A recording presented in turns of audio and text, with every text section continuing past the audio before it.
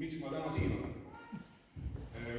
Sellepärast, et ma olen ju tuubamängija, ma pole mingi või mitte mingi trompetit. Ma olin 2 aastat, mängisin alustrompetit ja olin väga vilets trompetimängija. Ja siis mingil põhjusel sattus minu kätte tuuba ja olin parem kui siis trompetimängija. Aga Aavo Otsaga oleme mänginud koos Estonia teatriorkestris. Aavo oli see, kes andis mulle Gordoni trompetikooli. Ütles, et siin hea lõrjus, et hakka neid harjutama. Aavo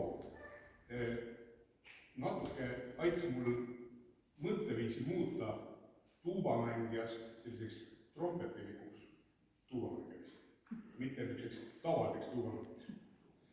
Ja meil ja koos me oleme ma ei tea, kui palju tunde Estonia teatri kooriproovisaalis mänginud, harjutanud ja Aavo ja Meeli tegid seda täiesti, ütleme, ainult heast tahtest, ainult sellest, et aidata noort tuubamängija olla parem tuubamängija, võtta osa konkursitest ja saada ka sealt häid kohti.